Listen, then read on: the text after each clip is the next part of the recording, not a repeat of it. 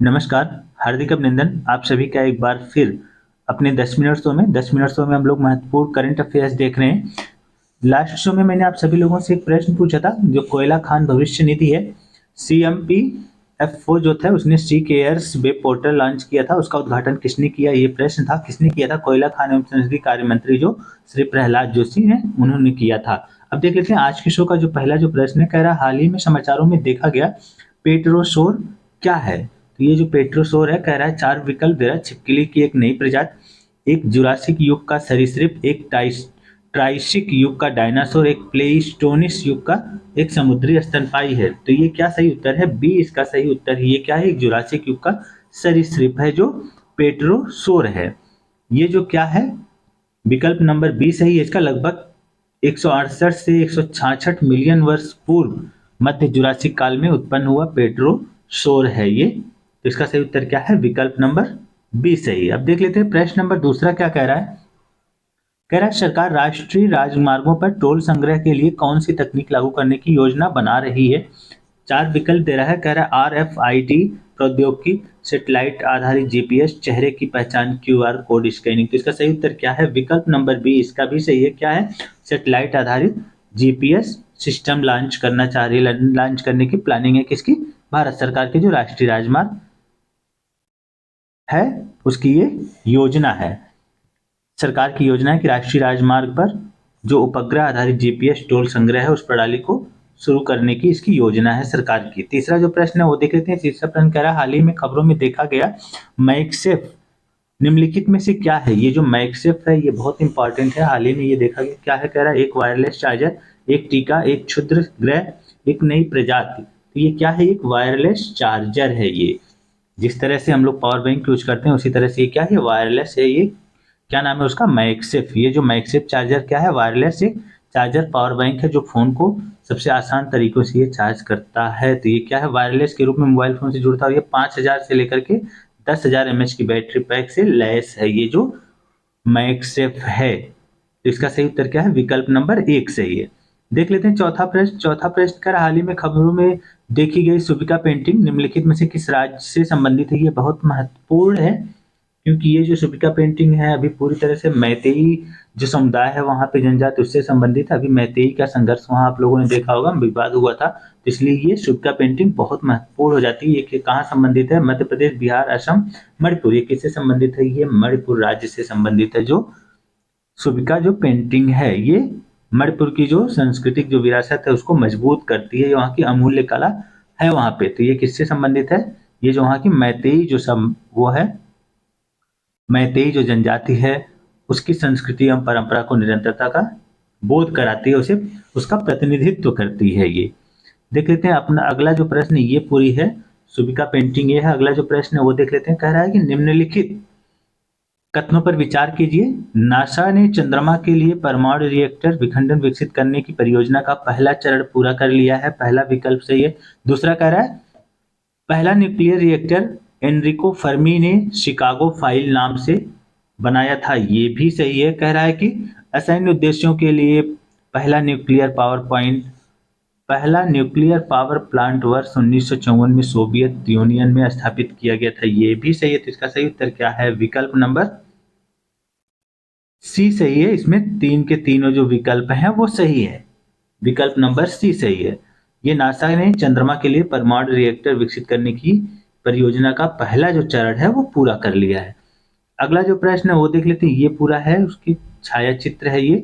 छठा जो प्रश्न है वो क्या कह रहा है? छठा प्रश्न कह रहा है जल जो संशोधन विधेयक आया है जल प्रदूषण की रोकथाम एवं नियंत्रण के लिए। कह रहा है जल संशोधन विधेयक 2024 के बारे में निम्नलिखित कथनों पर विचार कीजिए। कह रहा है इसमें अनेक अपराधों को कारावास की श्रेणी से हटा दिया गया है। इसमें अनेक ऐसे अपराध हैं जिनमें कारावास की जो श्रेणी थी उसे हटा दिया गया है। पहला जो कथन है वो सही है। दूसरा कथन कह रहा है प्रारंभ में यह विधेयक हिमाचल प्रदेश, राजस्थान और केंद्र शासित प्रदेशों में लागू होगा। ये भी विकल्प सही है। ये जो विधेयक है सबसे पहले कहाँ लॉन्च होगा? हिमाचल प्रदेश, राजस्थान और केंद्र शासित प्रदेशों में लागू होगा। तीसरा जो विकल्प कह रहा है जुर्माने को पर्यावरण संरक्षण अधिनियम 1986 के तहत स्थापित पर्यावरण संरक्षण कोष में जमा किया जाएगा। ये भी सही है। इसके द्वारा जो जुर्माना लगाया जाएगा उससे जो धनराशि प्राप्त होगी वो किस अधिनियम के तहत जुर्माना जो पर्यावरण संरक्षण अधिनियम 1986 इसके तहत जो स्थापित किया गया है पर्यावरण संरक्षण कोष उसमें जमा किया जाएगा। चौथा जो विकल्प है क्या कह रहे हैं, न्यायिक अधिकारी द्वारा लगाए गए जुर्माने का 10% जमा करने के बाद उसे निर्णय के विरुद्ध राष्ट्रीय हरित न्यायाधिकरण के समक्ष अपील की जा सकती है कि न्यायाधिकारी जो है, न्यायिक अधिकारी जो है, उसने जितने भी जुर्माना लगाया उसका 10% अगर कोई जमा कर दिया है तो उसे राष्ट्रीय हरित न्यायाधिकरण के समक्ष अपील की जा सकती है। ये भी विकल्प सही है, तो इसलिए इसमें सही उत्तर क्या है, विकल्प नंबर ई सही है। सभी जितने भी कथन है सारे कथन सही है। अगला जो प्रश्न है वो देख लेते हैं, कारण निम्नलिखित में से किस अफ्रीकी देश ने लंबे समय से विदेशी कंपनियों द्वारा अपने जैविक संसाधनों के शोषण से त्रस्त होने के कारण हाल ही में जो नागोया जो प्रोटोकॉल है उसको अपना लिया है। तो ये 4 विकल्प दे रहा है, कह रहे हैं नाइजीरिया, कैमरून, गैबन और कांगो। तो ये किसने किया है, जो कैमरून जो अफ्रीकी देश है, मध्य अफ्रीकी देश है कैमरून, इसने क्या किया है, अपनी जो जैव विविधता है उसको बचाए रखने के लिए नागोया प्रोटोकॉल को स्वीकार कर लिया है। तो ये मध्य अफ्रीकी जो देश है इसने अपनी समृद्ध जो जैव विविधता है उसका लाभ उठाने के लिए क्या किया है, नागोया प्रोटोकॉल को अपना लिया है। ये पूरे का पूरा क्या है, जो कैमरून है, मध्य अफ्रीकी देश है, ये कैमरून है, इसकी जैव विविधता है। अगला जो प्रश्न वो देख लेते हैं, 8वां जो प्रश्न कह रहा है, हाल ही में तमिलनाडु सरकार ने नीलगिरी बायोस्फीयर रिजर्व और दक्षिण कावेरी के लिंक के लिए कितने अभ्यारण्य बनाए हैं। 4 विकल्प दे रहा है, कह रहा है कि 3 विकल्प दिए, कह रहा है कावेरी वन्यजीव अभ्यारण्य, एनामलाई वन्यजीव अभ्यारण्य, थानथाई पेरियर वन्यजीव अभ्यारण्य। कह रहा है केवल 1, केवल 2, सभी 3, कोई भी नहीं, इनमें से कोई नहीं।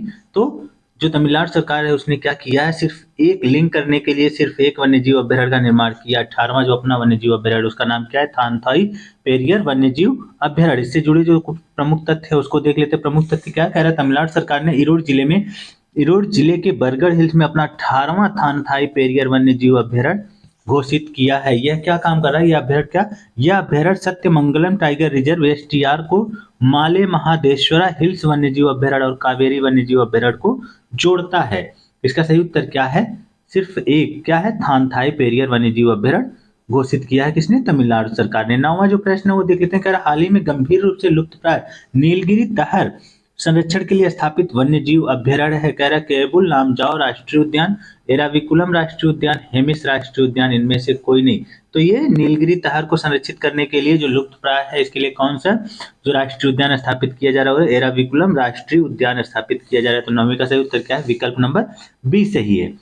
नीलगिरी तहर के बारे में थोड़ा सा जो प्रमुख तथ्य है थोड़े जो उसको देख लेते हैं। क्या कह रहा है, नीलगिरी जो तहर है ये प्राचीन जीव है। इसका उल्लेख हमें कहाँ मिलता है, जो संगम साहित्य है वहां पे मिलता है। संगम जो नीलगिरी तहर है उसका उल्लेख तमिल की जो 2 महाकाव्य हैं शिल्पाधिकारम और शिवका सिंदामणि, शिल्पाधिकारम और शिवका सिंदामणि में भी इसका उल्लेख मिलता है नीलगिरी तहर का।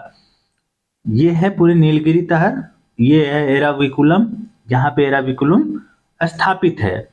अब देख लेते हैं 10वां जो प्रश्न है जो आप सभी लोगों के लिए कह रहा है, 10 फरवरी 2024 से उपभोक्ताओं को सीधे सब्सिडी वाला चावल उपलब्ध कराने के लिए सरकार द्वारा लॉन्च किए गए ब्रांड का क्या नाम है। तो ये ब्रांड का नाम क्या है, 4 विकल्प है, इसमें से सही उत्तर क्या है, इसका उत्तर आप सभी लोगों को विकल्प कमेंट बॉक्स में बताना है। 4 विकल्प है कौन कौन सा, भारत अनाज, भारत राइस, भारत एसेशियल्स, भारत भोजन। ये 4 विकल्प में से कौन सा सही उत्तर, इसका कमेंट बॉक्स में आप सभी को बताना है। आज के लिए बस इतना ही, कल कुछ नए जानकारी के साथ, नए करंट अफेयर्स के साथ मैं फिर आप सभी लोगों से रूबरू होऊंगा। तब तक के लिए बहुत बहुत आभार आप सभी लोगों का।